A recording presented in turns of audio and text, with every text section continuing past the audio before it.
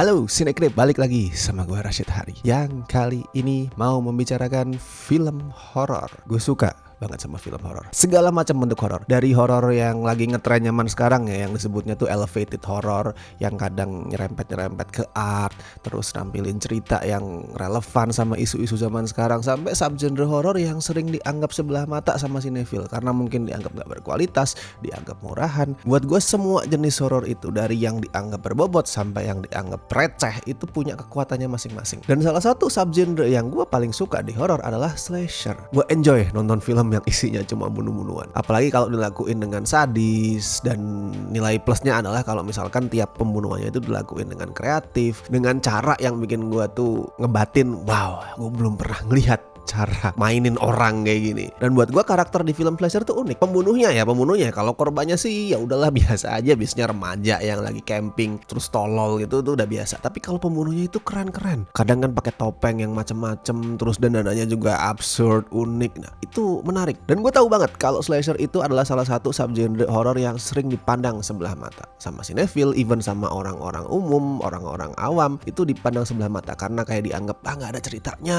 isinya cuma bunuh-bunuhan doang, karakternya tolol dan lain-lain. I know that. Dan gue tetap mengacu ke omongan gue di awal, semua tipe horor itu punya pesonanya sendiri-sendiri, punya kekuatannya masing-masing. Tapi dari situ lo kan bisa menakar ya, kira-kira tuh slasher dianggap serendah apa sih sama orang-orang. Karena gini deh, horor sendiri sebagai sebuah genre itu kan sering dianggap sebelah mata ya. Di award season nggak dianggap sebagus apapun kualitasnya, sekuat apapun acting pemainnya, itu sering dianggap sebelah mata. Nah, di antara banyak subgenre horor, di mana horor itu sendiri udah dianggap sebelah mata ya, di antara banyak subgenre horor itu, salah satu subgenre yang paling sering dianggap rendah adalah slasher. Jadi kayak simpelnya the worst of the worst, the lowest of the lowest. Ya lo bisa bayangin serendah apa slasher di mata banyak penonton, sering dianggap sebuah sampah, bukan karya seni. Nah, tapi ini yang menarik dari film yang mau gue bahas sekarang, yaitu In a Violent Nature, yang akhirnya setelah gue tunggu sekian lama itu tayang juga di OTT Indonesia, yaitu di Klik Film ya, which is bisa lo beli akses nontonnya untuk 3 hari cuman seharga Rp3.000. Anjir, murah bener. Nah, intinya In a Violent Nature itu ngebuktiin nih kalau slasher yang sering dianggap rendahan ternyata juga bisa dikemas jadi sebuah film art. Oke, gue suka slasher sebagaimana adanya. Gue suka slasher yang murahan, gue suka slasher yang tolol, yang gak ada isinya, gue suka itu. Tapi gue juga sangat mengapresiasi, sangat kagum sama apa yang dilakuin In a Violent Nature. Dia bisa ngubah sesuatu yang dianggap murah jadi kerasa lebih mahal. Dan tadi gue bilang emang gue udah nungguin banget film ini ya. Jadi dia itu tayang pertama di festival internasional tuh tahun 2024, udah hampir 2 tahun yang lalu. Dan pada saat itu lumayan viral sih karena konsepnya, karena nempatin penonton di POV si pembunuh. Di slasher kan biasanya yang kita ikutin korbannya ya, remaja-remaja tolol yang tadi gue bilang kemah atau nginep di mana gitu. Sedangkan pembunuh bertopengnya tuh ngumpet entah di mana. Baru tiba-tiba nongol itu pada saat dia mau nyerang korbannya. Out of nowhere dia akan nongol, jeng gitu, baru serak nyerang, hilang lagi. Nah, di In Violent Nature tuh sebaliknya. Kita malah diajak untuk ngikutin rutinitasnya si pembunuh. Itu unik, walaupun kalau ngomongin alur sebenarnya sih secara garis besar masih mirip ya sama kebanyakan film slasher. Jadi ada segerombolan remaja camping di alam as always, dan salah satunya itu ada yang ngambil liontin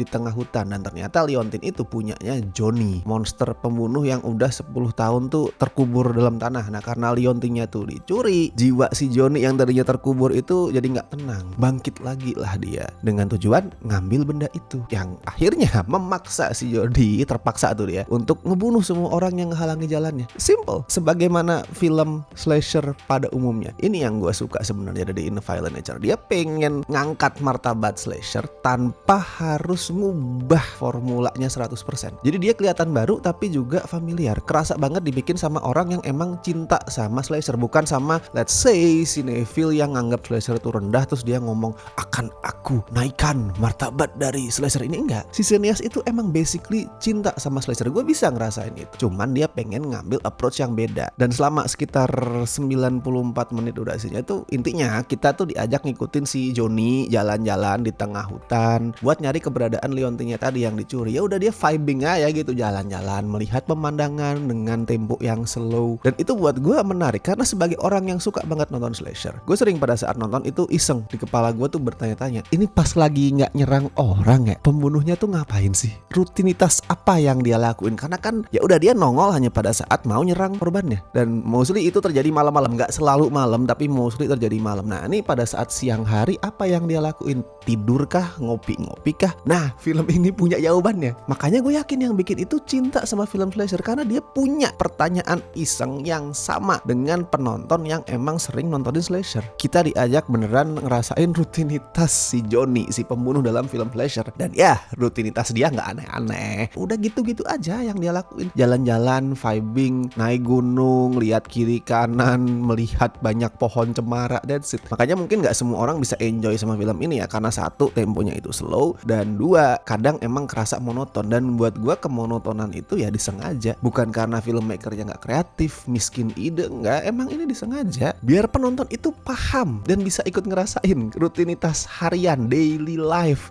si pembunuh film slasher itu gimana. Ya karena kan rutinitas pembunuh slasher gitu doang ya. Ya udah bersantai, slow living, and that's why temponya juga slow kayak film art house. Ini emang slasher yang didesain untuk kelihatan kayak film art house. Dan sekali lagi, tempo slow itu mungkin bikin banyak penonton jadi nggak enjoy, tapi gue suka karena itu mewakili banget karakter pembunuh dalam film slasher loh. Ingat lagi, pembunuh di film slasher kebanyakan ya, nggak semua, sekali lagi kebanyakan kan jalannya lambat banget. Itu kalau jalan kayak siput, korbannya lari gitu sambil teriakan, terus ya dia cuman wah sok cool gitu jalan. Makanya gue ngerasa kalau tujuan film ini ingin menempatkan penonton di posisi pembunuhnya, temponya emang harus slow, emang harus monoton, emang harus lambat dan sunyi. Nggak ada musik di sini, nggak yang kemudian pada saat Johnny nongol terus ada jeng jeng, itu nggak ada musiknya, itu di mute, semuanya sunyi. Suara yang kita dengar di luar obrolan karakternya atau teriakan mereka ya itu sebatas ambient hutan doang, kicau burung, suara sungai, suara angin, damai. Itu poin utama dari In a Violent Nature. Dia pengen ngasih lihat gimana di tengah hutan, di tengah alam ya, nature yang vibe-nya itu damai, tetap bakal selalu ada teror yang mematikan, yang mengancam. Nah di sini nih gue pengen mengoreksi satu hal. Ya termasuk yang gue omongin tadi sebenarnya, gue bilang film ini nempatin kita di POV si pembunuh. Itu pengen gue koreksi. Itu adalah sesuatu yang dipakai sebagai bahan marketing buat jualan, biar filmnya tuh kelihatan wow unik banget. Tapi sebenarnya In a Violent Nature itu nggak bener-bener nempatin kita di POV-nya si Johnny. Pertama, soalnya sesekali perspektifnya itu berubah, nggak cuman dari sudut pandangnya si Johnny doang. Ya mungkin 80% kita ngikutin Johnny ya, tapi 20% itu tetap kita ngikutin korban-korban dia, remaja-remaja yang camping di hutan itu. Nggak 100% tuh di Johnny. Dan yang kedua, ini yang sudah sering salah kaprah di zaman sekarang ya, di era TikTok tuh. POV, point of view, sudut pandang, itu udah ngalamin pergeseran makna. Yang dilakuin sama In a Violent Nature tuh bukan sepenuhnya menempatkan penonton di POV pembunuh. Soalnya kameranya bukan first person, ditempatin di belakangnya Johnny. Jadi Johnny jalan, kita ngikutin dari belakang. Nah, kalau sekarang di konten-konten medsos TikTok tuh udah dianggap POV pembunuh gitu, tapi sebenarnya itu bukan. Yang lebih tepat adalah POV ngikutin daily life pembunuh, itu lebih pas. Daripada POV si Johnny, film ini lebih kayak nempatin penonton di POV hutannya. Kita tuh kayak roh penunggu hutan yang nggak kasat mata, yang nggak kelihatan, yang kayak bisa terbang gitu ngikutin Johnny dari belakang kemanapun dia pergi. Bukan dari POV pembunuh tapi POV hutannya. Dan menurut gue ya si Chris Nash yang jadi sutradara sekaligus penulis naskah emang bukan sebatas pengen bikin cerita tentang pembunuh berantai. Lo perhatiin ya obrolan dalam mobil di endingnya. Gue nggak akan nge-reveal siapa yang ngobrol atau detailnya, tapi intinya di obrolan itu lo akan ngerti kalau In a Violent Nature sebenarnya adalah film tentang, iya sesuai judulnya, tentang violent nature. Bukan sebatas soal pembunuh bertopeng, bukan sebatas soal si Johnny, tapi soal alam, soal nature.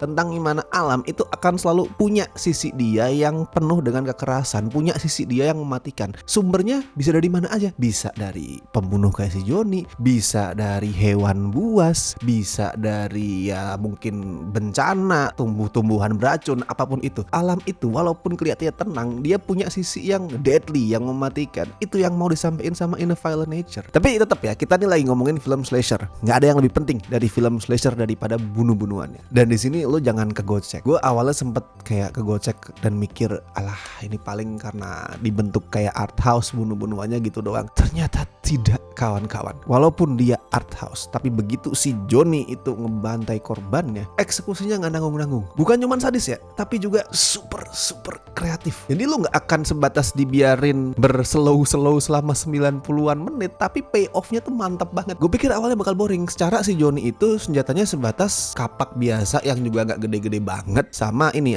kite hook. Gue mikir ala palingan ngebunuhnya gitu doang, cerok. Tapi ternyata tidak. Ternyata hooknya si Johnny itu bisa dipakai buat ngebunuh dalam cara yang luar biasa kreatif yang belum pernah gue lihat sebelumnya. Ada nanti pokoknya Johnny itu beraksi di pinggir jurang ngedatengin korbannya, dan wow, pada saat gue nonton, gila ini orang jenius si Johnny. Oh, dan efeknya juga keren banget ya. Mostly practical. Tetap ada gue lihat sedikit polesan CGI, tapi itu sebatas buat memperhalus aja. Tapi basicnya itu pakai practical, dan itu keren banget praktikalnya. So untuk In a Violent Nature skornya dengan yakin gue kasih 8 dari 10. Ini adalah salah satu film slasher modern terbaik yang pernah gue lihat. Gue ngerasa slasher zaman sekarang itu terlalu lunak ya, karena tren zaman sekarang ya pengen kayak lebih elevated tuh, pengen lebih berbobot, jadi mengedepankan cerita. Bunuh-bunuhannya gitu-gitu doang. Paling cuma 2 sih franchise slasher modern yang buat gue itu keren, nggak melupakan semua itu, yaitu ada Hatchet, Victor Crowley, sama Terrifier. Udah 2 itu. Yang lain ya tetap ada yang bagus, tapi nggak yang wow anjir ini brutal sekali, kreatif banget, enggak. Nah, In a Violent Nature berhasil jadi tambahan slasher modern yang keren. Dan sequelnya udah dikonfirm ya. Belum tahu bakal tayang kapan, mungkin masih tahun depan, tapi intinya udah dikonfirm akan ada sequelnya, dan gue tidak sabar menunggu itu. Jadi intinya kalau misalkan lu bosen sama pendekatan horor terutama slasher ya yang gitu-gitu aja,